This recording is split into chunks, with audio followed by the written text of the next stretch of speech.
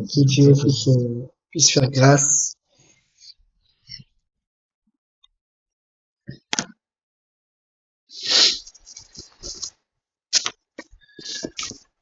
Ok, on parlait dans le prophète Daniel,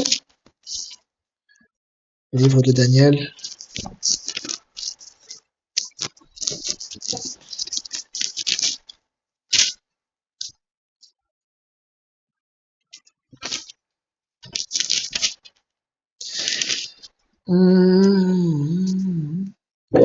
Alors, on peut commencer Daniel au chapitre 2, à partir du verset 1. Je vais prendre des versets, je vais faire des résumés parce que sinon ça va être un peu long de tout lire. Alors, au premier verset, il dit « La deuxième année du règne de Nebuchadnezzar, Nebuchadnezzar eut des songes. Il avait l'esprit agité et ne pouvait dormir. Le roi fit appeler les magiciens, les astrologues, les enchanteurs et les chaldéens pour qu'ils lui disent ses songes. Ils vinrent et se présentèrent devant le roi. Le roi leur dit, j'ai eu un songe. Mon esprit est agité et je voudrais connaître ce songe. Les chaldéens répondirent au roi en langue araméenne, Ô roi, vis éternellement. Dis le songe à tes serviteurs et nous en donnerons l'explication. Le roi reprit la parole et dit aux Chaldéens, la chose m'a échappé. Si vous ne me faites connaître le songe et son explication, vous serez mis en pièces et vos maisons seront réduites en un tas d'immondices. Donc ça, c'est déjà une parole. Ici, le roi Nebuchadnezzar a eu un songe et il va chercher dans son royaume les magiciens, les astrologues, les enchanteurs. Hein. Donc, il a eu un songe durant la nuit. Il a vu quelque chose et il va appeler tous ces gens-là pour leur dire de pouvoir expliquer le songe et son explication. Donc de pouvoir dire au roi qu'est-ce qu'il a rêvé durant la nuit. Et le roi, donc là maintenant, eux ils disent, mais dis le songe et nous en dirons l'explication. Et lui il dit, la chose m'a échappé. Il dit, si vous ne me faites connaître le songe et son explication, vous serez mis en pièces et vos maisons seront réduites en un tas d'immondices. Mais si vous me dites le songe et son explication, vous recevrez de moi des dons et des présents et de grands honneurs. C'est pourquoi dites-moi le songe et son explication. Donc là, il demande, et on voit au fur et à mesure qu'on descend, ils n'ont pas su. Maintenant, au verset 19, toujours Daniel 2, verset 19. Alors le secret fut révélé à Daniel dans une vision pendant la nuit. Et Daniel bénit le Dieu des cieux. Daniel prit la parole et dit, béni soit le nom de Dieu d'éternité en éternité. À lui appartiennent la sagesse et la force. C'est lui qui change les temps et les circonstances, qui renverse et qui établit les rois, qui donne la sagesse aux sages et la science à ceux qui ont de l'intelligence. Il révèle ce qui est profond et caché. Il connaît ce qui est dans les ténèbres et la lumière demeure avec lui. Dieu de mes pères, je te glorifie et je te loue de ce que tu m'as donné la sagesse et la force et de ce que tu m'as fait connaître ce que nous t'avons demandé, ce que tu nous as révélé, de ce que tu nous as révélé le secret du roi. Donc un peu plus haut, bon, je fais des résumés parce qu'on va pas tout lire. Donc il demande aux Chaldéens, tout ça, les Chaldéens, il dit que ça, il y a personne à part les dieux, hein, dont la demeure n'est pas de ce... Il se regarde, on va se lire ici. Au verset 10, les Chaldéens répondirent au roi, il n'est personne sur la terre qui puisse dire ce que demande le roi. Aussi, jamais roi, quelque grand et puissant qu'il ait été, n'a exigé une pareille chose d'aucun magicien, astrologue ou chaldéen. Ce que le roi demande est difficile. Il n'y a personne qui puisse le dire au roi, excepté les dieux, dont la demeure n'est pas parmi les hommes. Donc eux, comme c'était les Chaldéens, les Babyloniens, ils avaient plusieurs dieux. Donc eux disaient, il n'y a personne sur la terre. Donc ce que tu demandes là, tu nous demandes à nous de te dire ce que tu as eu comme vision durant la nuit alors que nous n'étions pas là et qu'on n'a pas vu la chose. Il n'y a personne, excepté les dieux. Alors là maintenant Daniel, hein, donc il y a une prière, tout ça, et Daniel a reçu le secret. Il a reçu le secret. Et c'est ce qu'il dit. Il dit que c'est Dieu qui révèle les secrets. Parce que ça, il y a personne qui peut dire est-ce que tu as vécu durant la nuit, même un médium aujourd'hui, même un astrologue, un magicien. Donc déjà, à ce temps-là, ça existait. Hein. Les magiciens, les enchanteurs et les astrologues, hein, ceux qui prédisent l'avenir. Là, il a demandé, il dit personne, excepté les dieux. Donc Daniel, maintenant, Dieu l'utilise pour pouvoir révéler les secrets. Et là, on peut voir vite fait au verset 31. Au verset 31, il dit, Ô roi, tu regardais et tu voyais une grande statue. Donc là, c'est Daniel qui dit au roi qu'est-ce qu'il a eu durant la nuit. Il dit, Ô roi, tu regardais et tu voyais une grande statue. Cette statue était immense et d'une splendeur extraordinaire. Elle était debout devant toi et son aspect était terrible. La tête de cette statue était d'or pur. Sa poitrine et ses bras étaient d'argent. Son ventre et ses cuisses étaient d'airain. Ses jambes de fer. Ses pieds en partie de fer et en partie d'argile. Tu regardais lorsqu'une pierre se détacha sans le secours d'aucune main, frappa les pieds de fer et d'argile de la statue et les mit en pièces. Alors le fer, l'argile, l'airain, l'argent et l'or furent brisés ensemble et devinrent comme la balle qui s'échappe du nerf en été. Le vent les emporta et nulle trace n'en fut retrouvée. Donc je répète, hein. Alors le fer, l'argile, l'airain, l'argent et l'or furent brisés ensemble et devinrent comme la balle qui s'échappe du nerf en été. Le vent les emporta et nulle trace n'en fut retrouvée. Mais la pierre qui avait frappé la statue devint une grande montagne et remplit toute la terre. Donc, je veux dire, une petite parenthèse là. Ici, il dit, donc là, il montre au roi, il dit, tu voyais une statue avec autant de hauteur, sa tête était d'or, sa poitrine, ses bras d'argent, son ventre et ses cuisses en airain, ses jambes de fer, c'est ça qu'il dit, hein, je crois, ses jambes de fer, ses pieds en partie de fer et en partie d'argile. Et là, il dit, et tu regardais lorsqu'une pierre se détacha sans le secours d'aucune main, frappa les pieds de fer et d'argile de la statue et les mit en pièces. Alors le fer, l'argile, l'airain, l'argent et l'or furent brisés ensemble et devinrent comme la balle, etc. Alors on va continuer. Donc là, il voit la statue avec une tête d'or, avec des matériaux. Et là maintenant, il va expliquer qu'est-ce que ça veut dire. Ce sont des symboles. C'est-à-dire que c'est pas juste une statue comme ça avec une tête d'or, mais il y a des choses qui sont expliquées derrière. Ici, on peut aller voir. Hein. Verset 36, on continue, il dit, voilà le songe. Donc Daniel dit au roi, il dit, voilà le songe. Il dit, nous en donnerons l'explication devant le roi. Donc d'abord le songe, parce qu'il avait dit et le songe et l'explication. C'est par exemple comme Joseph, celui-là, je crois que c'est Pharaon qui avait vu 7 vaches grasses et puis 7 vaches maigres. Il fait une explication. Ce serait 7 ans d'abondance et puis 7 ans de disette où le pays serait dans la famine, je crois, quelque chose comme ça. Donc là, il voit, maintenant il faut donner l'explication de ce qu'il a vu dans le songe. Alors il dit au roi, il dit tu es le roi des rois. Donc vous voyez, c'est avec un petit R, hein, c'est pas un grand R. Donc tu es le roi des rois. Ça veut dire que ce roi, Nabuchodonosor, à l'époque, l'empire babylonien, c'est-à-dire qu'il avait la domination sur tous les autres rois. Ô roi, tu es le roi, petit r, des rois. Ça veut dire qu'il avait la domination sur toute la terre. C'est pour ça qu'on parle de l'empire babylonien.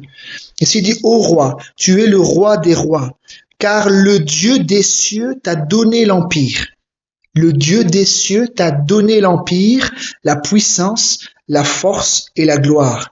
Il a remis entre tes mains en quelques lieux qu'ils habitent les enfants des hommes, les bêtes des champs et les oiseaux du ciel. Et il t'a fait dominer sur eux tous. Il dit, c'est toi qui es la tête d'or. Donc là maintenant, il fait comprendre au roi la statue que tu as vue là. La tête en or, c'est toi. Donc on parle Il dit, c'est toi, il dit, tu es le roi des rois et Dieu t'a donné. C'est Dieu qui l'a mis là.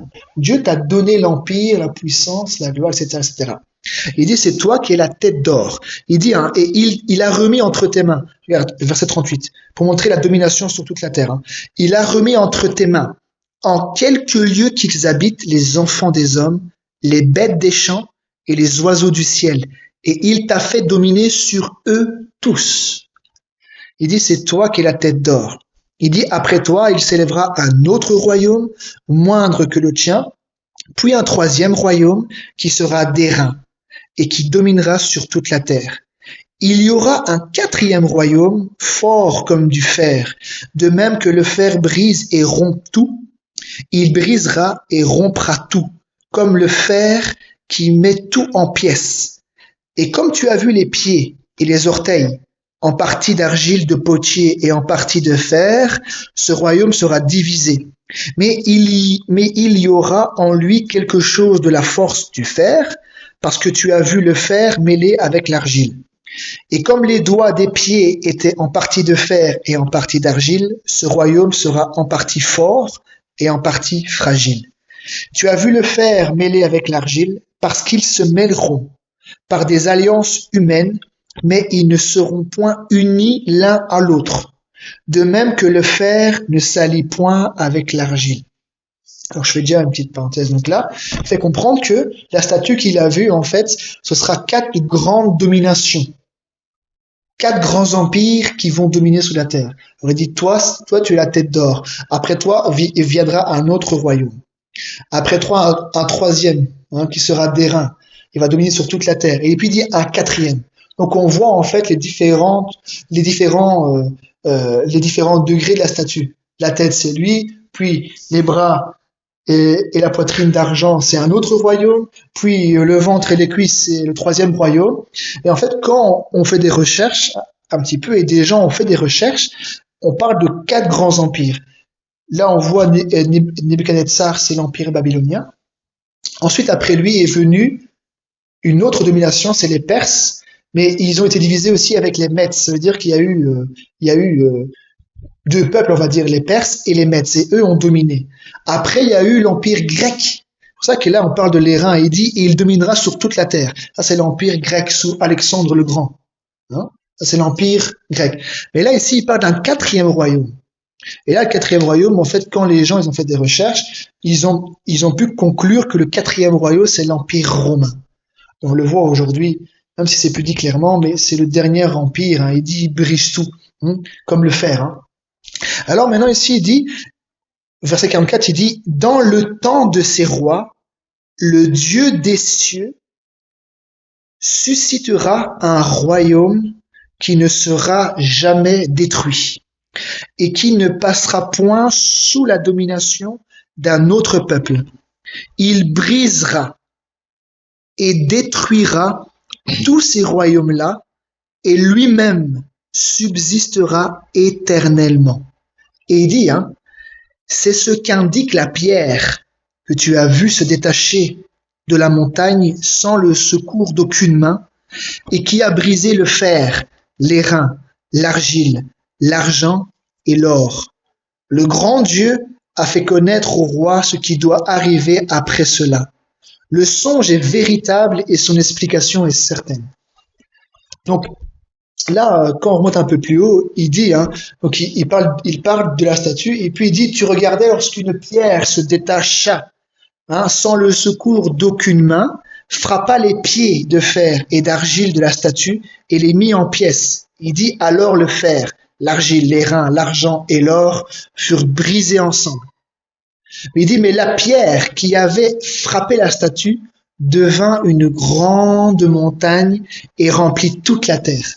Et là, il explique, au verset 44, cette pierre, c'est quoi? Tu vois, il dit, tu vois une pierre se détacher de la montagne et frapper les pieds de la statue, hein, et renverser en fait le fer, l'argile, l'airain, l'argent et l'or.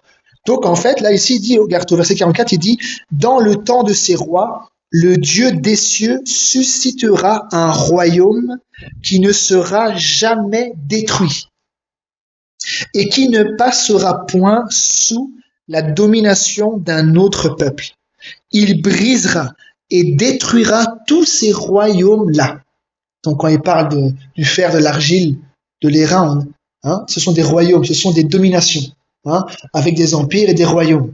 Et là, il dit que le Seigneur, là, Dieu, suscitera un royaume qui ne sera jamais détruit et qui ne passera point sous la domination d'un autre peuple.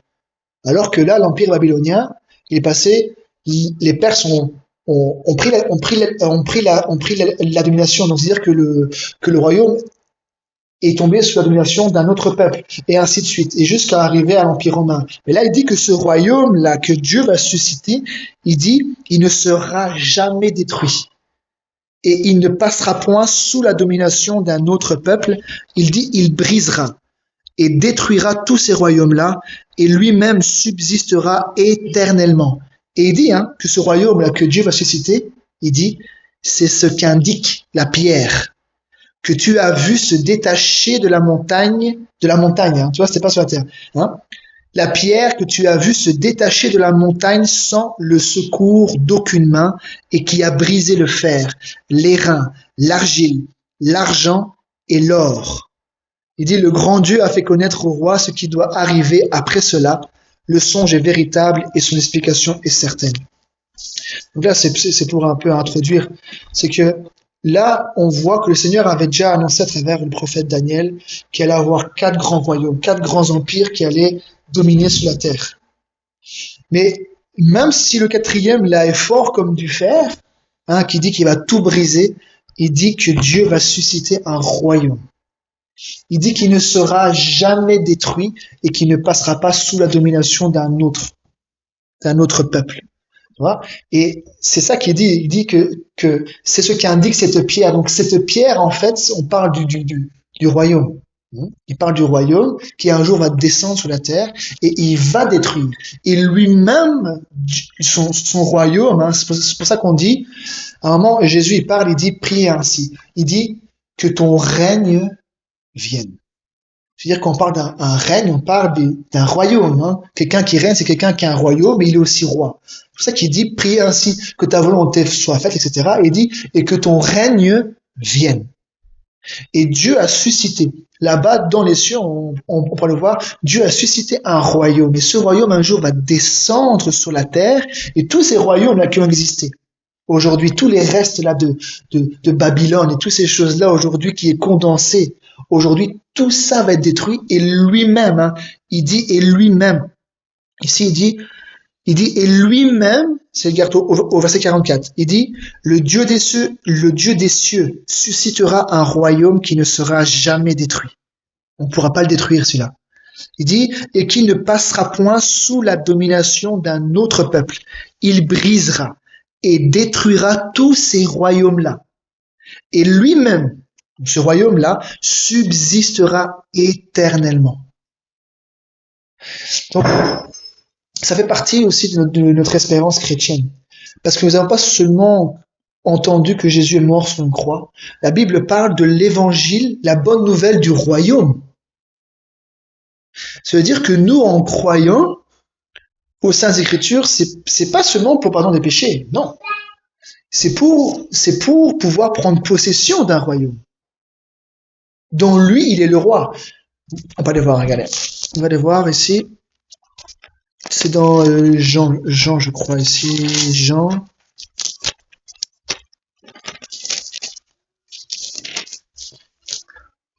18.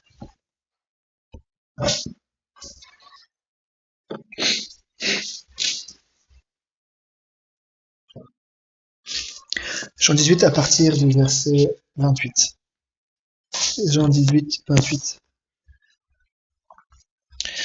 Donc là, c'est juste avant que le Seigneur puisse être crucifié. C'est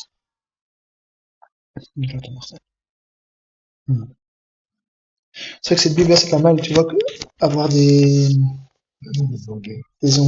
Tu vois, par exemple, je vais dans Hébreu, là, je vois H-E, tac, je vois Hébreu, tu vois. Si je vais dans Jean, tac, tu vois. T'inquiète pas, on s'attend, il n'y a pas de problème.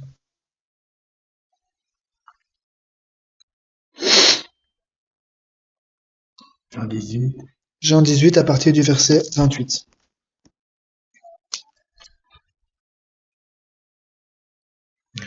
Donc il dit, ils conduisirent Jésus de chez Caïphe au prétoire. C'était le matin. Ils n'entrèrent point eux-mêmes dans le prétoire afin de ne pas se souiller et de pouvoir manger la Pâque. Pilate sortit donc pour aller vers eux, et il dit, quelle accusation portez-vous contre cet homme? Ils lui répondirent, si ce n'était pas un malfaiteur, nous ne te l'aurions pas livré. Il dit, sur quoi Pilate leur dit, prenez-le vous-même et jugez-le selon votre loi. Les Juifs lui dirent, il ne nous est pas permis de mettre quelqu'un à mort. C'était afin que s'accomplisse la parole que Jésus avait dite lorsqu'il indiqua de quelle mort il devait mourir.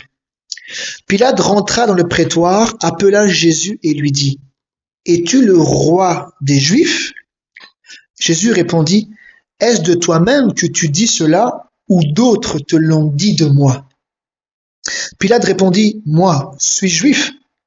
Ta nation et les principaux sacrificateurs t'ont livré à moi. Qu'as-tu fait?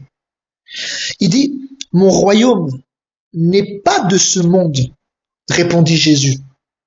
Il dit, si mon royaume était de ce monde, mes serviteurs auraient combattu pour moi afin que je ne sois pas livré aux Juifs.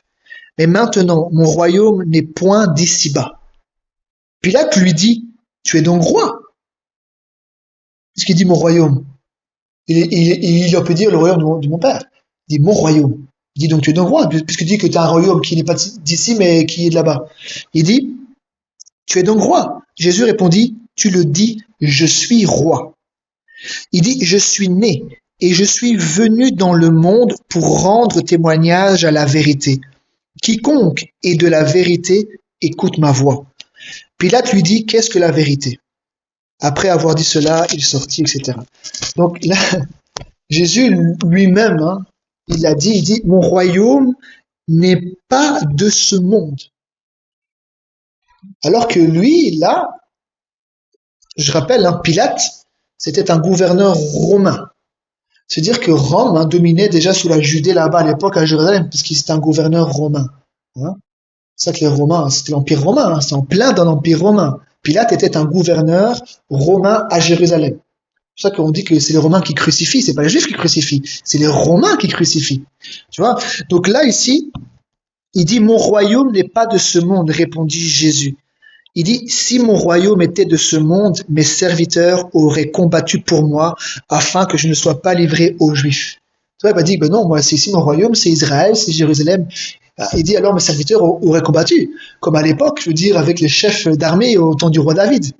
Dire, il aurait défendu le roi. Si on aurait voulu le crucifier.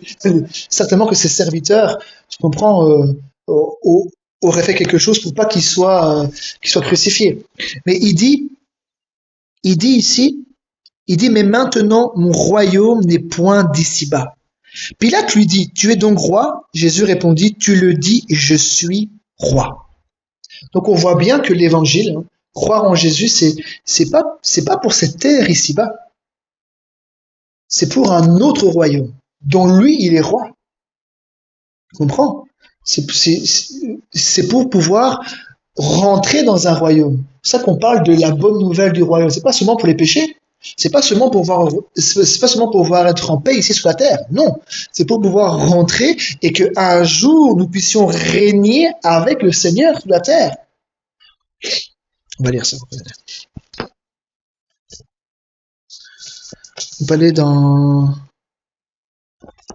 Hébreu pour montrer aussi que Abraham il avait vu ça.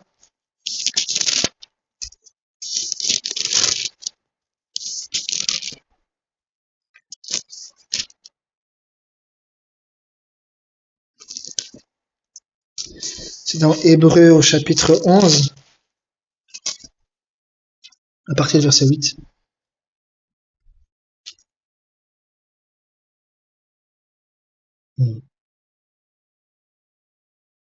Hébreu 11, 8. Il dit, c'est par la foi qu'Abraham, lors de sa vocation, obéit et partit pour un lieu qu'il devait recevoir, qu'il devait recevoir en héritage, et qu'il partit sans savoir où il allait. Il dit, c'est par la foi qu'il vint s'établir dans la terre promise, comme dans une terre étrangère, habitant sous des tentes, ainsi qu'Isaac et Jacob, les co-héritiers de la même promesse. Il dit, donc Abraham, car il attendait la cité qui a de solides fondements, celle dont Dieu est l'architecte et le constructeur. Donc là, en fait, quand on voit là-bas, c'était pas écrit clairement. En fait, qu'est-ce que Dieu avait montré à Abraham de loin? Parce que lui, il était de temps en temps, il est parti là-bas à Charan, de Ur, il arrive à Charan, puis de Charan, Bethel, enfin, tu vois, toutes sortes d'endroits, et il mettait sa tente, il l'emballait, il allait ailleurs en fonction que de, tu vois. Mais lui, il dit que Abraham, hein, on dit que c'est le père de la foi, hein, il dit car il attendait la cité qui a de solides fondements. Alors qu'ici, je veux dire, les cités ici-bas, même s'ils ont des fondements, mais ils n'ont pas des solides fondements. Je veux dire, à un moment ou à un autre, les Romains, comme ils sont arrivés, ils ont détruit, l'autre ils ont ravagé là, l'autre ils ont ravagé là. Les fondements humains, ils peuvent toujours être déracinés, tu comprends? Mais là, ici, il dit, car il attendait la cité qui a de solides fondements, celle, donc la cité, hein, celle dont Dieu est l'architecte et le constructeur. Donc c'est lui qui a fait les plans et c'est lui aussi qui l'a construit là-bas. On va continuer un peu.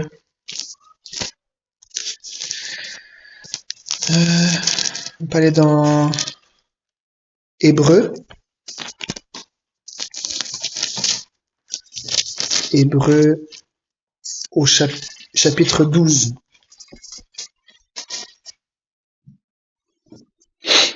Hébreux 12, à partir du verset 18.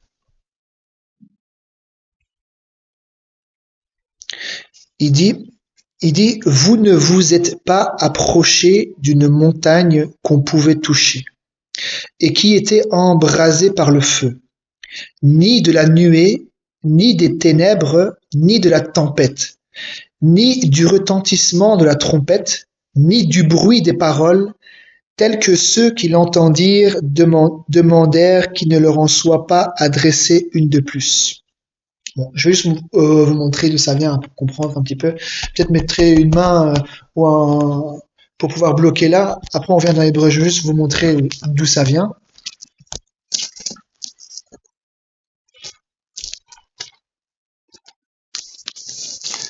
Voilà. C'est dans Exode. Exode chapitre 19.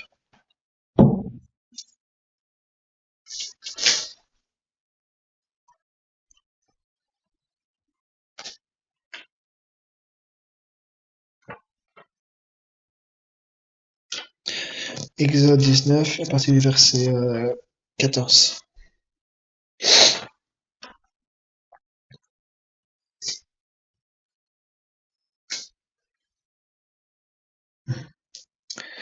Verset 14, il dit, Moïse descendit de la montagne vers le peuple, il sanctifia le peuple et ils lavèrent leurs vêtements.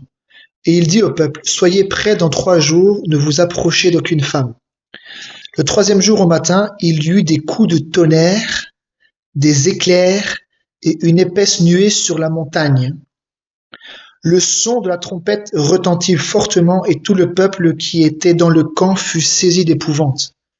Moïse fit sortir le peuple du camp à la rencontre de Dieu et ils se placèrent au bas de la montagne. Le mont Sinaï était tout en fumée parce que l'Éternel y était descendu au milieu du feu. Cette fumée s'élevait comme la fumée d'une fournaise et toute la montagne tremblait avec violence. Le son de la trompette retentissait de plus en plus fortement. Moïse parlait et Dieu lui répondait à haute voix. Ainsi l'Éternel descendit sur le mont Sinaï, sur le sommet de la montagne. L'Éternel appela Moïse sur le sommet de la montagne et Moïse monta. Donc c'est là. Donc c'est pour montrer un rapport, hein, comprendre d'où ça vient, je veux dire, par rapport à qu'est-ce qu'il raconte là, je veux dire, avec la montagne. Donc là, on voit que quand le Seigneur est descendu sur le mont Sinaï, il y a eu des éclairs. Il dit, je relis, vous inquiétez pas, peut-être écoutez, il dit, il y eut des coups de tonnerre, des éclairs et une épaisse nuée sur la montagne. Le son de la trompette retentit fortement. Hmm. Donc c'était impressionnant, hein. C'était pas un simple spectacle, hein. C'était terrifiant de voir Dieu descendre, hein, par un feu. Hein. Sur le sommet de la montagne, il y avait une fumée. Il dit que c'était une fumée comme une fournaise, hein, qui montait. Ah ouais. Et puis il parlait. Moïse parlait et Dieu lui répondait à haute voix. Et d'ailleurs, les commandements ont été donnés à haute voix.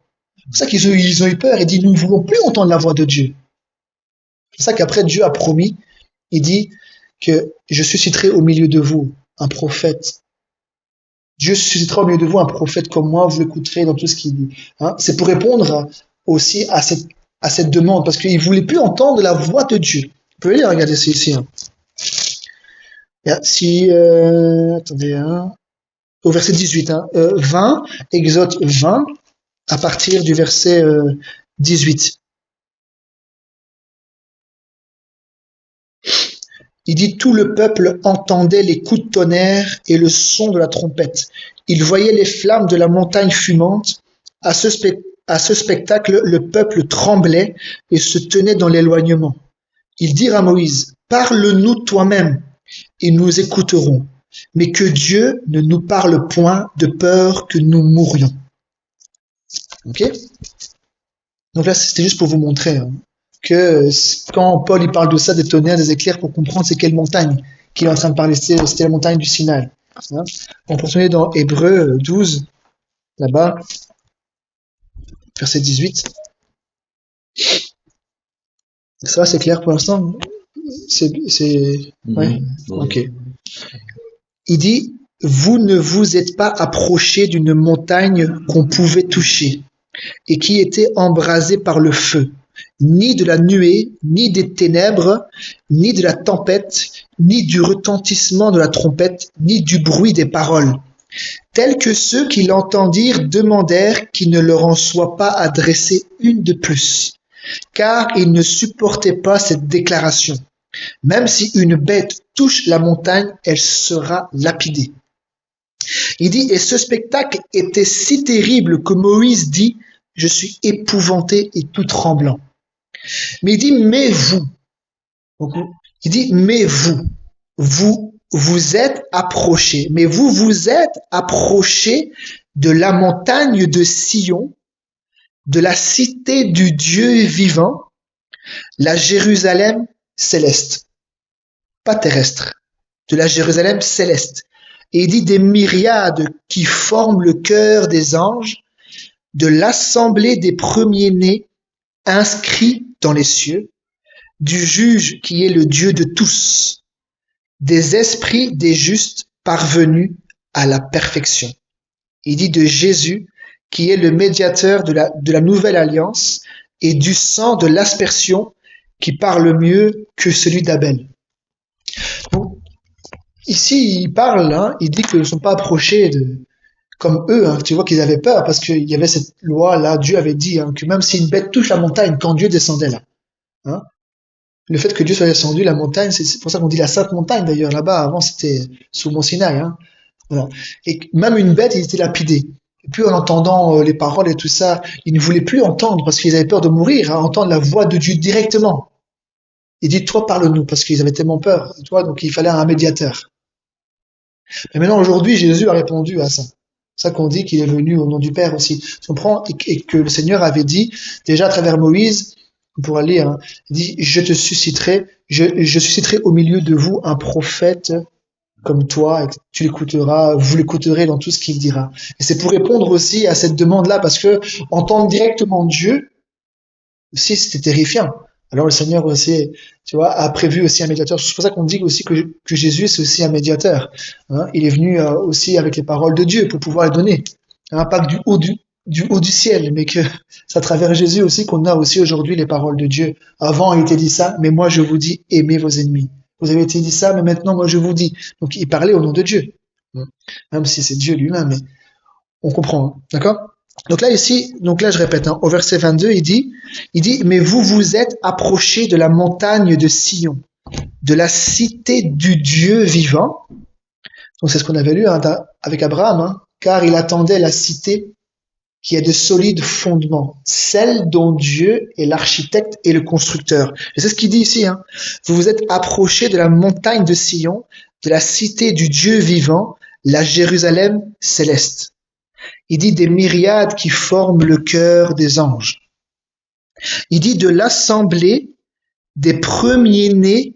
Alors là, je pointe, hein, parce que c'est une parole qu'on peut-être comprend pas, mais c'est très important ici. Il dit de l'assemblée des premiers-nés inscrits dans les cieux. Donc là, il parle hein, de l'assemblée des premiers-nés inscrits dans les cieux. Donc là, en fait, on parle de tous ceux qui forment les enfants de Dieu, tous ceux qui sont nés de Dieu. On dit les premiers-nés qui sont nés de Dieu. Donc là, c'est important. Tu vois, c'est pas tout le monde hein, qui pourra vaincre. La Bible dit que c'est seulement celui qui est né de Dieu qui triomphe du monde. Il dit, et ce qui triomphe du monde, c'est notre foi. Donc c'est seulement quand tu es né de Dieu que tu peux vraiment, que tu as la foi réellement et que tu peux triompher du monde. Alors ceux qui sont nés de Dieu, un jour ils vont hériter aussi du royaume. C'est pour ça qu'il dit ici, l'assemblée des premiers-nés inscrits dans les cieux. Il dit du juge qui est le Dieu de tous. Alors là, je vais juste pointer quelque chose ici. Il dit des esprits des justes parvenus à la perfection. Je sais pas si vous l'avez, mais il n'est pas écrit avec un grand E. Il n'est pas dit de l'esprit des justes. Il dit des esprits des justes parvenus à la perfection. Ah oui, oui. Ça va? Ok. Il dit de l'assemblée des premiers-nés inscrits dans les cieux. Et il dit après, des esprits des justes parvenus à la perfection. Donc c'est ce que je disais l'autre jour. Je disais que Dieu ne veut pas que ton esprit meure. Non. Non. Il veut sanctifier cet esprit. Et là, il parle des esprits des justes. Nous qui sommes en Christ, ou tous ceux qui vont rentrer en Christ, ils vont être justifiés, ils seront déclarés justes par le Seigneur. Parce que lui a fait tout ça pour eux, pour nous. Donc là, il parle des esprits des justes parvenus à la perfection. Voilà. Donc il y a un travail que Dieu fait, non seulement dans le corps, pour que ton corps soit saint, pour que ton corps soit pas un membre de prostituée, faut pas que tu ailles avec plein de femmes, ou que inversement une femme aille plein d'hommes, ou qui se drogue, ou qui détruit ce temple-là, ce corps, mais qui soit sanctifié. Ton âme aussi, mais ton esprit. Ton esprit, Dieu veut l'amener à la perfection. Et c'est un travail qu'il fait à l'intérieur hein, pour qu'il puisse être conforme, pour qu'il puisse recevoir les pensées de Dieu, recevoir les lois de Dieu. Et c'est ce que le Seigneur il a fait. Avec Étienne, notamment, il n'y a pas que lui, quand le Seigneur était sur la croix, c'était la perfection. Il dit qu'il a élevé à la perfection par les souffrances, hein, le prince de leur salut. Donc là, à la croix, avec toutes les souffrances, rien que physiquement, avec son corps qui était certainement suspendu, hein, avec le poids sous les clous, hein, sentir déjà la souffrance, plus toutes les peines, plus tout le poids des fautes des hommes, plus toutes leurs souffrances, toutes les maladies sur lui. Avec tout ça, il dit, Père, pardonne-leur, parce qu'ils ne savent pas ce qu'ils font. Et le Seigneur l'a fait, on le voit, mais pas qu'avec eux, c'est le but du disciple. Donc un disciple, il suit son maître. C'est-à-dire que au départ, un disciple, c'est comme quand on voit à la télévision, tu sais, un jeune karaté kid hein, qui veut suivre son maître, et il apprend le karaté, mais il peut pas être un maître tout de suite. Il veut d'abord apprendre, il veut d'abord grandir pour arriver, et même dans le monde on dit être plus grand que son maître. Mais la Bible dit que tout disciple hein, donc de Jésus, lui, il est notre maître, nous sommes son disciple. Ça veut dire que nous recevons des enseignements qui viennent de lui et nous suivons ces enseignements et nous grandissons. Et il dit que tout disciple accompli sera comme son maître. Et Étienne, lui, qui était aussi disciple, hein, à un moment, il est là devant les religieux de l'époque et il annonce l'évangile. Et en annonçant l'évangile, ces gens-là, ils grinçaient des dents, ils voulaient le lapider. On peut le lire, hein, regardez, je vais vous le lire. Dans Actes chapitre 7,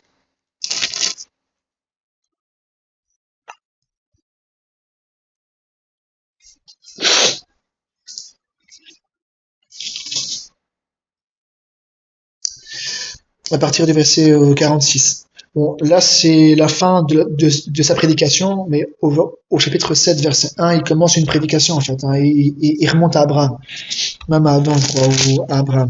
Ouais, il remonte à Abraham pour en arriver au Christ. Et là, ici, il dit, David trouva grâce devant Dieu et demanda d'élever une demeure pour le Dieu de Jacob. Et ce fut Salomon qui lui bâtit une maison.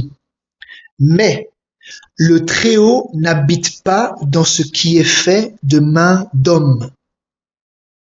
Donc, il dit hein, qu'il y avait une maison, hein, mais il dit mais, même s'il y a une maison qui a été construite au nom de l'Éternel, hein, pour qu'il puisse venir, pour qu'il puisse manifester sa présence, il dit mais malgré ça, il dit mais le Très-Haut n'habite pas dans ce qui est fait de main d'homme. Ça veut dire les temples, les cathédrales, tous les murs.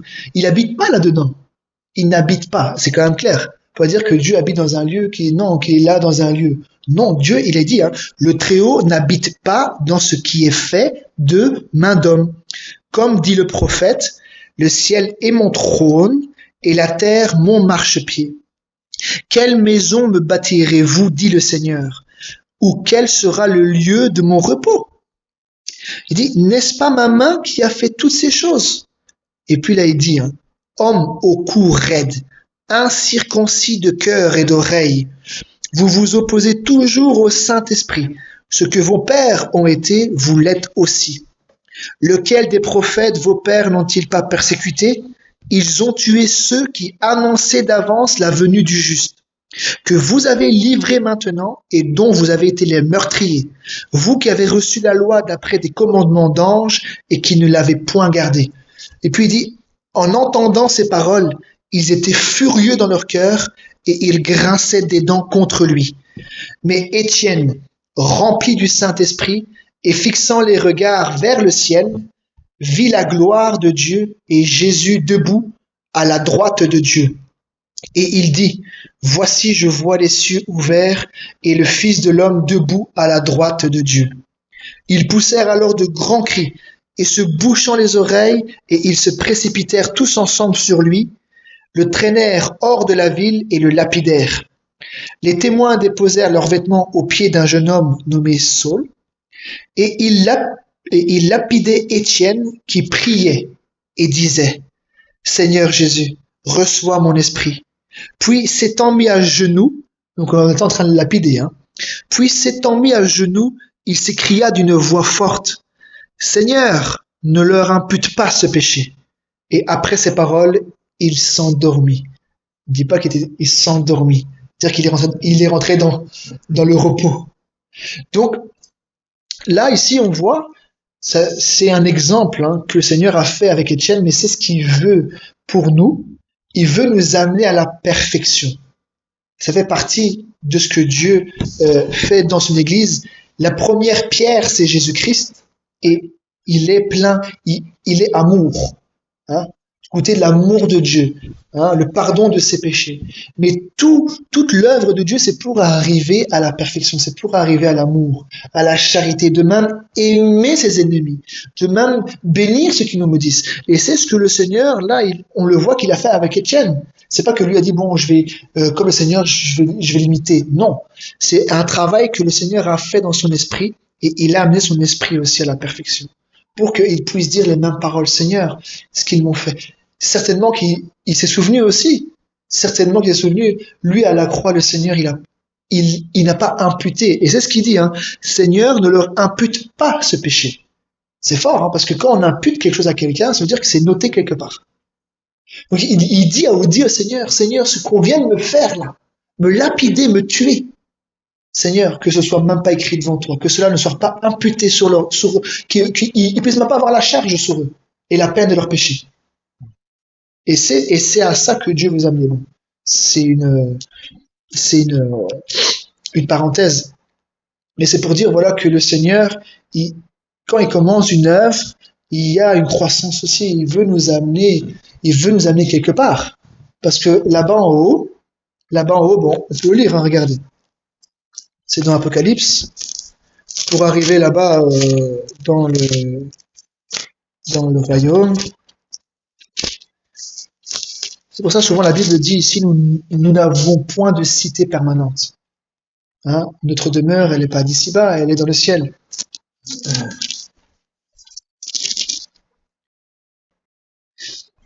Au verset 12. Et Apocalypse 22, verset 12. Oui, 22. Apocalypse 22, ouais, c'est le dernier chapitre. À partir du verset 12.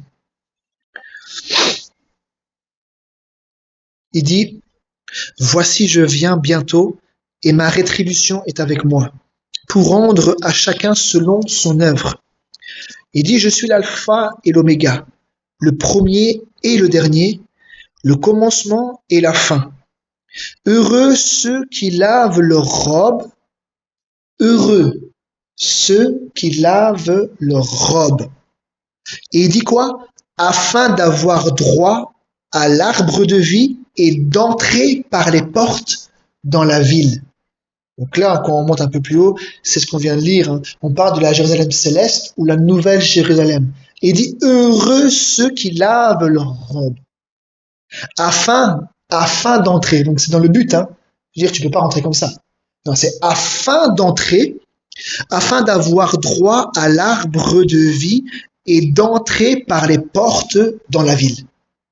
Et ici, il dit bien, il dit, dehors donc, de cette ville, hein, là-bas, la nouvelle Jérusalem, il dit, dehors les chiens, les magiciens, les débauchés, les meurtriers, les idolâtres, et quiconque aime et pratique le mensonge. Il dit, moi Jésus, j'ai envoyé mon ange pour vous attester ces choses dans les églises. Je suis le rejeton et la postérité de David, l'étoile brillante du matin. Et puis il le dit au verset 18, il dit, je le déclare à quiconque entend les paroles de la prophétie de ce livre, si quelqu'un y ajoute quelque chose, Dieu le frappera des fléaux décrits dans ce livre. Et si quelqu'un retranche quelque chose des paroles du livre de cette prophétie, Dieu retranchera sa part de l'arbre de la vie et de la ville sainte décrit dans ce livre. Voilà, c'est juste pour pouvoir dire que le Seigneur, c'est un... Bon là, on ne va peut-être pas rentrer trop dans les détails, mais Dieu est un Dieu saint. Et si le Seigneur, quand il est venu, il a pu dire « Mon royaume n'est pas de cette terre », c'est-à-dire que son œuvre, ce qu'il a fait là-bas à la croix, c'est pour que l'homme soit sanctifié. À l'époque, il fallait faire toutes sortes de sacrifices, hein, même pour Aaron, pour les sacrificateurs, il fallait mettre de l'huile sur eux, donc il fallait immoler un animal, il fallait mettre du sang sur le lobe, la oreille, sur leur pouce, sur leurs gros orteils du pied droit, toutes ces choses-là. Mais aujourd'hui, si le Seigneur a fait ça, c'est pour que nous puissions être sanctifiés, que nous puissions être lavés, et que nous puissions être purifiés de tout ce qui n'est pas de lui. C'est ce qu'il dit, regardez. Voilà. Ça va pour l'instant? Oui. Ça va, il est 20h20, ça va. Alors, on peut aller dans Genèse, c'est le Genèse chapitre 1.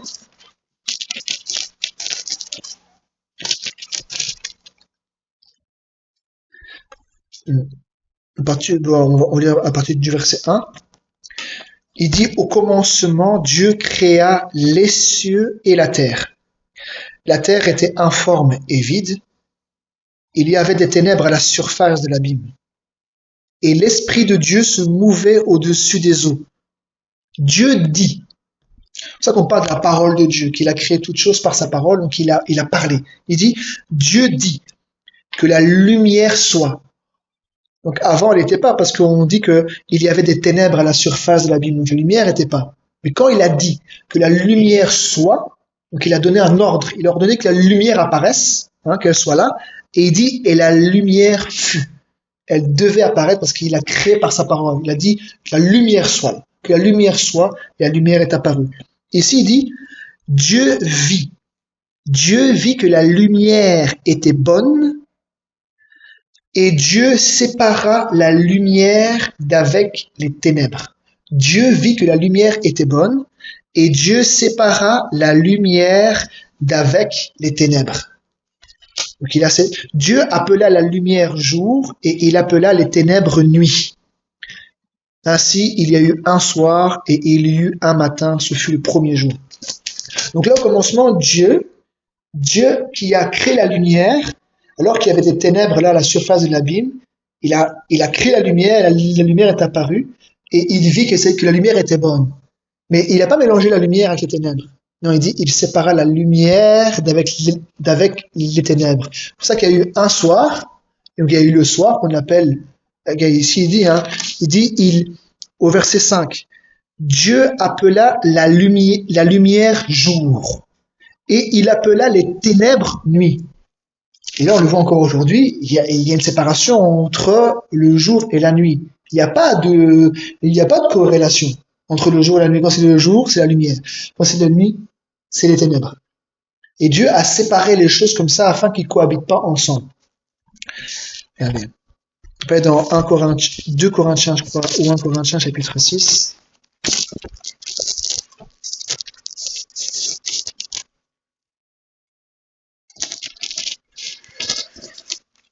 Bien sûr, c'est 2 Corinthiens.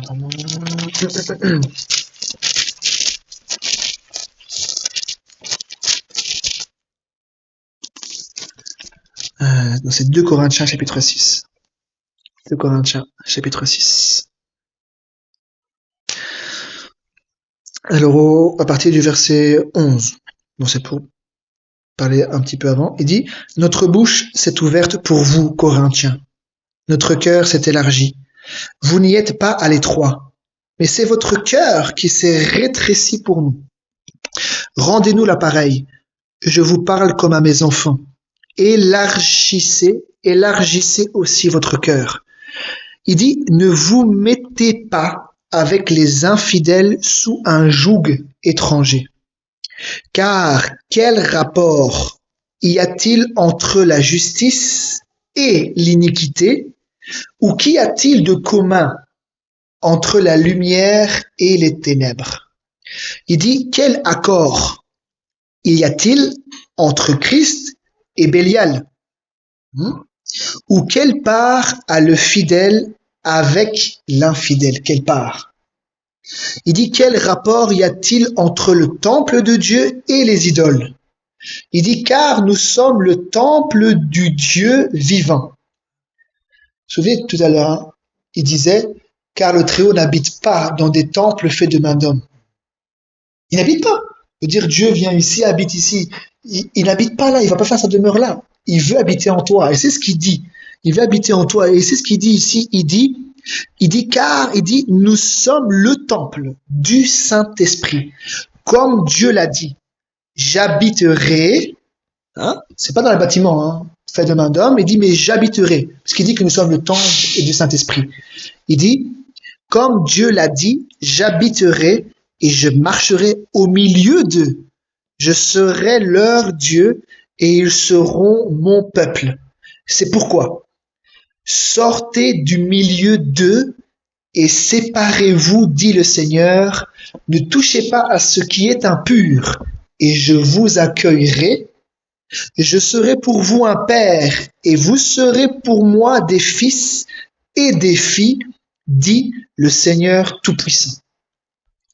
Donc là, on voit bien, et c'est ce que Dieu veut aujourd'hui. Il appelle dans le monde entier les individus à sortir de la grande Babylone ou à sortir de tout ce qui est en dehors de lui pour être séparés, pour pouvoir être purifiés, pour que toi, tu sois dans la lumière et non plus dans les ténèbres, que tu sois le temple de Dieu et non plus des idoles, de différents dieux, de Marie, de Joseph, etc., ou de tous les dieux tous les dieux que les hommes ont inventés, des statues, etc. Mais que toi, tu sois dans la lumière. Et il dit, ne touchez pas à ce qui est impur et je vous accueillerai. Tu vois, c'est pour ça, tout le monde peut parler de Dieu, tout le monde peut dire qu'il est attaché à Dieu, mais Dieu peut pas t'accueillir comme ça. C'est-à-dire que Dieu, il est saint. C'est ça qu'il dit, Il dit, ne touchez pas à ce qui est impur et je vous accueillerai. C'est-à-dire que si tu touches à ce qui est impur, Dieu ne peut pas t'accueillir puisqu'il est saint. Il dit, ne touchez pas à ce qui est impur et je vous accueillerai. Je serai pour vous un père et vous serez pour moi des fils et des filles, dit le Seigneur Tout-Puissant. Donc Dieu appelle partout dans le monde entier, il appelle ses enfants. Peut-être qu'au départ, les gens ne savent même pas qu'ils sont appelés. Hop, par Dieu, ils cherchent et puis hop, et puis ils entendent la parole et cette parole-là, elle agit et elle appelle. Elle appelle à quoi? La lumière. Elle appelle à la sainteté. Elle appelle à une séparation, à ne pas avoir de relation avec les ténèbres. C'est pour ça qu'il dit, il dit ici, ne vous mettez pas, au verset 14, il dit, ne vous mettez pas avec les infidèles sous un joug étranger. Car quel rapport y a-t-il entre la justice et l'iniquité? Il n'y en a pas. Ou qu'y a-t-il de commun? C'est ce que je disais, entre la lumière et les ténèbres. Il n'y a rien de commun. La lumière, c'est le jour, et les ténèbres, c'est la nuit, c'est la nuit. Il n'y a pas de lumière et de jour en même temps, ils sont séparés. Dieu les a séparés. Et c'est ce que Dieu a toujours fait. Il a toujours séparé le bien du mal, la vérité du mensonge. C'est un Dieu, soit c'est blanc, soit c'est noir. Il n'y a pas de demi-mesure. Soit c'est la vérité, soit c'est le mensonge. Et c'est ce qu'il a fait. Quand il a appelé Abraham, qu'il a fait des promesses, que de là est sorti Israël avec les 12 tribus, qui ont été en esclavage en Égypte, qui sont sortis sous la conduite de Moïse. Le Seigneur les a appelés à sortir. Ils sont partis maintenant sur la montagne du Sinaï. Ils ont reçu des lois. Des lois qui devaient obéir parce que là-bas, dans le pays dans lequel ils allaient aller, donc le pays de Canaan, un jour on pourra lire, si vous voulez, pour entrer en détail, la Bible dit que là-bas, dans le pays, là, ils invoquent les astrologues, ils écoutent les devins, ils livrent leurs enfants au feu, au nom des dieux, ils livrent leurs enfants à Moloch, etc. Tout le pays de Canaan là est rempli d'abominations. Donc Dieu a commencé à donner des lois, à donner des préceptes et des commandements qui devaient obéir. Pourquoi? Pour que ce peuple-là soit un peuple saint, un peuple acquis, un peuple qui possède lui, dont il est le roi, son peuple. C'est ce qu'il dit mon peuple. Mon peuple meurt par manque de connaissance. D'abord, son peuple à lui, c'est Israël. Mais nous maintenant, par Christ, nous formons juifs et grecs, nous formons un seul peuple, ceux qui ont cru en Jésus, qui sont passés par la porte. Mais là, quand il a fait sortir, il avait appelé déjà de l'Égypte à enlever toutes les choses de l'Égypte, toutes les choses qui étaient là. Dieu a toujours appelé à une séparation, à une sanctification, à pouvoir obéir à sa parole, à être un peuple distingué. Et c'est ce que Dieu fait aujourd'hui. Il appelle un peuple qui porte son nom. C'est ce qu'elle me dit. Il dit, il a choisi parmi les nations un peuple qui porte son nom. Pas le nom d'un autre Dieu. Et son nom, c'est Jésus-Christ. Ou alors on dit aussi la parole de Dieu. C'est-à-dire que ce peuple-là, ils ont reçu la sainte parole qui sort de la bouche de Dieu. Et cette parole, elle est sainte, puisqu'on dit la sainte parole. La sainte, donc elle vient pour te sanctifier, elle vient pour pouvoir te nettoyer, elle vient pour pouvoir te purifier, pour être un peuple mis à part, non pas par toi-même, non pas comme dans un couvent où tout ce que les gens peuvent faire par ignorance, certainement, de pouvoir faire un couvent avec les moines, je suis séparé du monde, non. Mais quand tu entends cette parole, que Dieu parle, que tu entends ce que l'Esprit dit, et que Dieu te parle à toi, que tu sens que non, c'est à moi que Dieu parle, qui veut me séparer des choses mauvaises, qui veut que je puisse être sanctifié, cette parole, elle agit. Et c'est cette parole qui te sanctifie, c'est cette parole qui sépare même en toi la lumière des ténèbres. Comme la Bible dit, car la parole de Dieu est efficace, plus tranchante qu'une épée quelconque, à 2 tranchants, et elle fait quoi? Elle sépare. Même âme et esprit, jointure et moelle. Elle vient juger les sentiments du cœur, etc. Donc la parole de Dieu, elle vient purifier, elle vient enlever les choses qui sont pas bonnes. Et Dieu veut aussi, à travers sa parole, inscrire ses lois, inscrire ses commandements pour que nous puissions obéir, nous puissions être un peuple vraiment mis à part. Allez, si on va au chapitre 7, là, juste après on va finir par ça, après on peut prier. Donc, 2 Corinthiens chapitre 7, donc c'est juste après en fait, tout ce que Dieu dit là, il dit, c'est pourquoi sortez du milieu d'eux, et séparez-vous, dit le Seigneur. Ne touchez pas à ce qui est impur et je vous accueillerai. Je serai pour vous un père et vous serez pour moi des fils et des filles, dit le Seigneur Tout-Puissant. Et puis il dit là maintenant, ayant donc de telles promesses, bien-aimés, Purifions-nous de toute souillure de la chair et de l'esprit, en achevant notre sanctification dans la crainte de Dieu. Amen. Ayant donc de telles promesses, bien-aimés, purifions-nous de toute souillure de la chair et de l'esprit, en achevant notre sanctification dans la crainte de Dieu. Et c'est ce qu'il a promis. Il a promis que son église, que lui-même, il a dit, je bâtirai mon église. C'est pas un homme. C'est ce que je parlais tout à l'heure avec cette lycéenne là au lycée. Je disais, tu sais, l'église dans la Bible, on finit par ça ou pas? C'est bon? Je finis par ça, par les... Ici, regardez, dans Hébreux, on va lire vite fait. Hébreux, chapitre 3.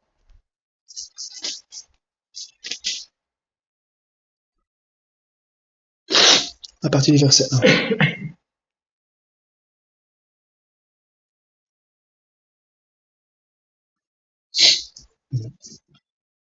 Hébreux 3, verset 1, il dit, c'est pourquoi, frères saints, qui avaient part à la vocation céleste, considérez l'apôtre et le souverain sacrificateur de la foi que nous professons, Jésus, qui a été fidèle à celui qui l'a établi, comme le fut Moïse dans toute sa maison, car il a été jugé digne d'une gloire d'autant supérieure à celle de Moïse, que celui qui a construit une maison a plus d'honneur que la maison même. Il dit, chaque maison est construite par quelqu'un, mais celui qui a construit toute chose, c'est Dieu. Il dit, pour Moïse, il a été fidèle dans toute la maison de Dieu, comme serviteur, pour rendre témoignage de ce qui devait être annoncé. Mais Christ l'est comme fils sur sa maison. Et sa maison, c'est nous. Pourvu que nous retenions fermement jusqu'à la fin la confiance et l'espérance dont nous nous glorifions. Amen. Donc là, il dit bien, il dit, mais Christ l'est comme fils sur sa maison. Parce que plus haut, il dit que Moïse a été fidèle. Il dit, mais Christ l'est comme fils sur sa maison, et sa maison, c'est nous. Donc c'est ce que Dieu, c'est ce que le Seigneur avait dit déjà à travers le Seigneur Jésus. Il a fait comprendre, il dit, je bâtirai mon église. Aujourd'hui, dans le monde entier, tout le monde crée des églises. Et on dit, je vais à l'église, en parlant du bâtiment. Je vais à la maison de Dieu. Mais là, le Seigneur, il dit que la maison, c'est nous, et sur lequel il est établi. Si nous l'avons reçu en tant que sauveur, mais aussi en tant que Seigneur, se dire qu'il règne sur sa maison, et nous sommes sa maison, nous sommes le temple du Saint-Esprit. Et donc, c'est ce que Dieu veut dans le monde entier. Quand il dit « je bâtirai mon église », ça veut dire que ce n'est pas un homme qui bâtit. C'est lui qui bâtit, c'est lui qui utilise des hommes, il utilise sa propre parole à travers des hommes pour pouvoir annoncer Jésus, prêcher Jésus, et que les gens puissent expérimenter Jésus, et que lui-même, Jésus, commence une œuvre en toi. Alors là, tu n'appartiens pas à un homme. Tu n'es pas derrière un homme, mais tu appartiens à Christ, et lui, il est ton berger. Puisqu'il a dit, mes brebis entendent ma voix. Ça veut dire que quand le berger parle dans le monde entier, que la brebis entend sa voix, c'est pour qu'il rentre dans sa bergerie. Tu comprends? Et c'est ce qu'il veut. Et quand maintenant tu rentres dans la bergerie, lui, il a dit que son église, là, il dit qu'il va l'amener à la perfection. Il dit, elle sera sans tache, ni ride, ni rien de semblable. Parce que pour rentrer là-bas dans le royaume, quand le Seigneur va revenir, nous qui allons partir, nous qui allons partir à sa rencontre, parce que nous serons changés. D'abord, les morts en Christ vont ressusciter, puis nous qui sommes parmi les vivants, si Dieu nous fait la grâce, nous serons changés en un instant, en un clin d'œil, et nous partirons à la rencontre du Seigneur dans les airs. Là-bas, on va être de ce qu'on appelle un banquet.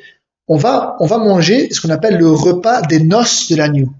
Et là, à la table, il y aura Abraham, Isaac et Jacob. La Bible dit Abraham, Isaac et Jacob et tous les tous les saints dans l'Ancien Testament, tous ceux qui ont cru d'avance, nous serons là, on va manger. Mais après, là-bas, dans le royaume un jour va descendre, on va descendre. Et c'est ça aussi les promesses que Dieu a fait à Abraham.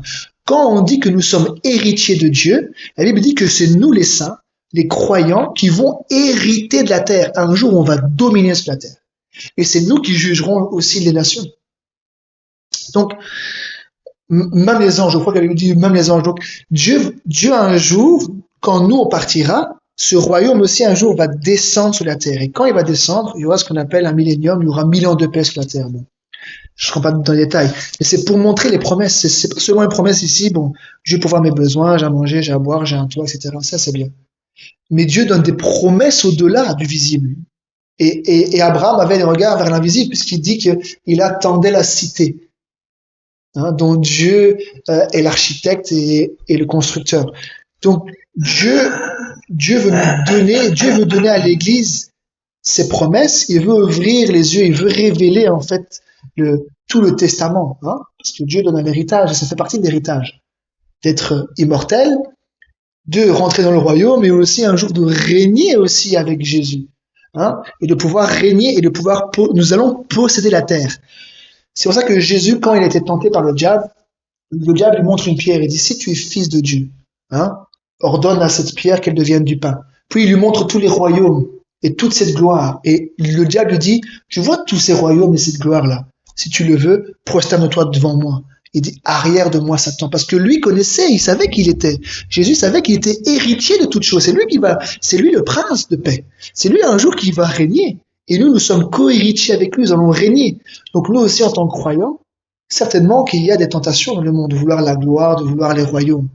Mais quand maintenant tu sais qui tu es, toi tu t'attends pas aux choses de la terre. Tu sais qu'un jour, de toute manière, même aujourd'hui, tout le monde veut prendre les terrains, tout le monde veut faire ceci, etc., avec des pouvoirs. Un jour, tous ces dominateurs-là, ils vont fléchir les genoux devant le Seigneur. Et lui-même, son royaume va subsister. Lui-même, son royaume va descendre et il sera là éternellement. Il va régner éternellement et nous allons régner avec lui. Donc nous avons l'espérance, même si aujourd'hui nous sommes méprisés, nous sommes pauvres aux yeux des gens.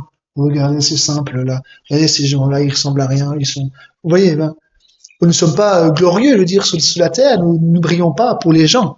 Nous sommes peut-être faibles, nous sommes peut-être pauvres comme ça, avec notre Bible comme ça, mais la Bible dit nous possédons toutes choses.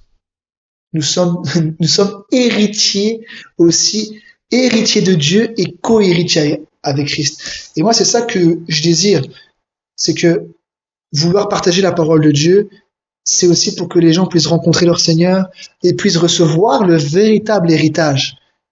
L'or va passer, l'argent va passer, mais cet héritage éternel-là, il ne passera jamais. Ça, c'est la plus grande des choses. Après, si Dieu pourvoit tes besoins sur la terre, c'est bien. Mais la Bible dit, recherchez le royaume et la justice de Dieu. Et ensuite, les choses là, que tu as besoin de manger, le boire, le vêtement, les choses pour lesquelles tu t'inquiètes, elles seront données par-dessus. Et c'est ce que Dieu veut. Il veut un royaume, il veut former une nation dont lui, il est le roi. Déjà maintenant sur la terre. Il est le Seigneur. C'est pour ça qu'on dit Seigneur Jésus. C'est-à-dire qu'il est la tête. C'est lui qui règne sur nous, il règne sur notre corps, notre âme, notre esprit, parce que nous l'avons accepté. Nous l'avons accepté en tant que sauveur, mais aussi en tant que Seigneur. C'est-à-dire que nous disons, Seigneur, que ta volonté soit faite. C'est toi mon roi. Moi, je suis un serviteur, et comme dans le monde naturel, un roi, il dit au serviteur, tu fais ça, tu fais ça. Tu obéis à ça, tu fais ça. Il y a des lois dans mon royaume, toi, tu dois obéir. Et surtout, un serviteur proche du roi. Il doit montrer l'exemple, il doit pouvoir être en accord avec le roi. Parce que sinon, le roi, il va le balayer. Et c'est la même chose aussi. Nous aussi, nous formons, la Bible dit, le royaume de Dieu, dont lui, il est le roi, et il y a des principes, il y a des lois, il y a des ordonnances, et nous voulons lui obéir, et nous voulons lui être agréable. Voilà, que le Seigneur soit loué. Je sais pas trop quoi, et bon, voilà, je crois que le Seigneur a pu... À travers les Écritures, on peut voir que Dieu est un Dieu saint, et il veut un peuple saint. Et c'est ce qu'il dit, soyez saints, car je suis saint. Donc c'est la volonté de Dieu. Dieu ne peut pas faire de compromis. C'est-à-dire que soit tu vas totalement dans la lumière, ou soit tu vas totalement dans les ténèbres. Ce qui est dit, ceux qui sont tièdes, il va les vomir. Soit tu es entièrement dedans, ou soit tu n'es pas entièrement dedans. Mais quand tu es à cheval à deux côtés, le Seigneur n'aime pas ça. Soit tu rentres réellement et tu vas à fond, ou alors tu ne rentres pas. Tu vois, et c'est pour ça que parfois, des gens, ils sont rentrés par le baptême, mais n'étaient pas vraiment convaincus, et pour finir, ils sont à cheval entre deux. Ils vont vers le Seigneur, mais en même temps, ils veulent encore le cheval, tu vois. Et puis, ils sont tiraillés, parce que quelque part, ils sont pas résolus. Mais quand Dieu touche un cœur, qu'il y a une repentance qui vient de l'Esprit de Dieu, ou vraiment au plus profond de toi-même, il y a quelque chose qui se passe, et qu'il y a une véritable repentance, que tu prends le baptême au nom de Jésus-Christ, que tu es identifié à sa mort et à sa résurrection, alors là, il y a une expérience puissante. Il y a quelque chose de naturel qui se fait, et il n'y a plus de retour en arrière. Ou réellement, quand tu expérimentes ça, la Bible dit que celui qui est en Christ, il est une nouvelle création.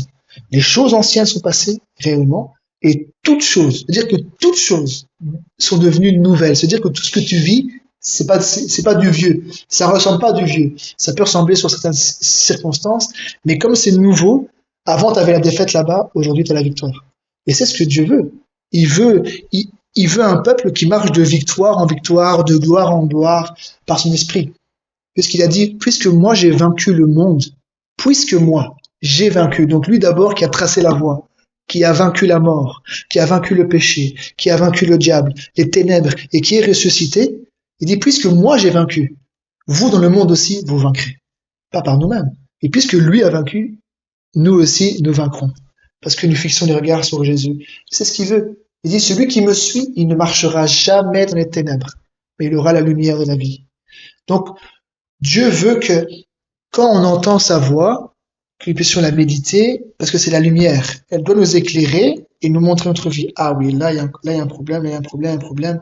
Et ton désir, c'est Seigneur, que ta volonté soit faite. Regarde, j'ai ça, mais je veux la sainteté. Je veux marcher à ta suite. Je veux suivre la lumière, hein, pouvoir marcher toujours dans la lumière et être vainqueur. Parce que la lumière est toujours au-dessus des ténèbres. Quand le jour arrive, les ténèbres arrivent, mais la lumière, il y a toujours la lumière qui vient chasser les ténèbres. Hein, au petit matin, à l'aube, on voit encore la nuit, et quand l'aube se lève, on voit les ténèbres qui commencent, et toujours ainsi. Et la Bible dit que la lumière a de l'avantage sur les ténèbres. Donc quand toi tu suis Jésus, parce que sinon tu peux pas dire que tu es un disciple. C'est-à-dire que quand tu suis Jésus, c'est-à-dire que tu es son disciple, ça veut dire que tu entends la voix de ton maître, il donne des enseignements et toi tu veux le mettre en pratique. C'est-à-dire que s'il dit prier pour ceux qui vous maltraitent, c'est dur, mais si Seigneur je vais prier. Et puis Seigneur te révèle et te montre que c'est ça la lumière. En fait, quand quelqu'un te persécute et que toi tu pries pour la personne qui te persécute, elle est dans les ténèbres. Et toi tu vois pas. Peut-être qu'elle est dans les ténèbres. Mais quand tu pries, la personne dit Seigneur, regarde, cette personne, elle est enténébrée. Elle sait pas ce qu'elle fait réellement. Elle est sous la puissance de Satan. Parce que pour me persécuter, c'est pas toi, Seigneur, qui lui de me persécuter. C'est pas ta volonté que une personne soit violente. Non, c'est un Dieu de paix. C'est un Dieu paisible. C'est un Dieu qui parle et il veut que tes paroles soient douces, qu'elles soient aimables. Parce que le Seigneur, c'est des paroles douces et aimables, tu vois. Donc, quand maintenant ça vient et que toi tu obéis au Seigneur, il dit priez pour ceux qui vous maltraitent. Et quand toi tu pries, Seigneur, regarde, toi cette personne-là me persécute, elle me maltraite. Toi là, quand tu pries, tu n'es pas dans les ténèbres. C'est-à-dire que tu es dans la lumière du Seigneur. Et qu'est-ce qui se passe, c'est que ces ténèbres qui t'attaquent là. Quand toi tu es dans la lumière et que tu pries avec la lumière, avec Dieu qui est là, alors les ténèbres, ils font quoi? Ils s'abaissent. Mais quand toi tu rentres dans les mêmes choses des ténèbres, ben c'est là où t'es piégé. C'est là où tu rentres dans la même puissance que la puissance de Satan. Mais le Seigneur lui-même, Jésus, il nous montre la voie de la puissance de Dieu.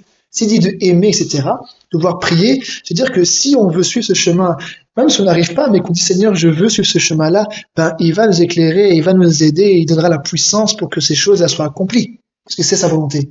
Alors quand toi tu veux ce que lui veut, pourquoi le Seigneur refuserait? Parce qu'il dit prier que ta volonté soit faite. C'est-à-dire que si toi tu vois que la volonté de Dieu c'est ça, que tu dis Seigneur que ta volonté soit faite, c'est-à-dire que tu peux pas refuser ça.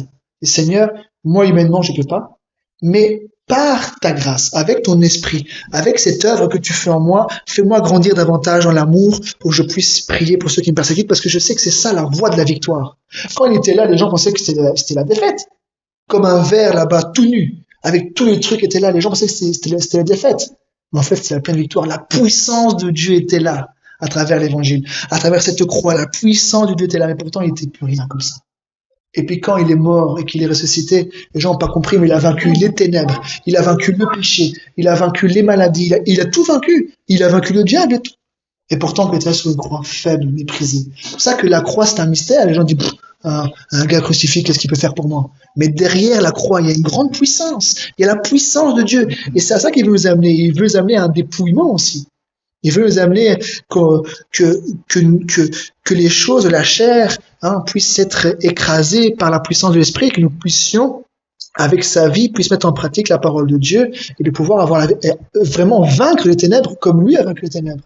Parce que certainement, s'il dit ça, c'est-à-dire que c'est la voie de la victoire et de la lumière, de aimer, de bénir ceux qui nous maudissent, de prier pour ceux qui nous persécutent. Ça veut dire que si ça arrive et que lui montre ce chemin-là, ça veut dire que c'est le chemin de la victoire.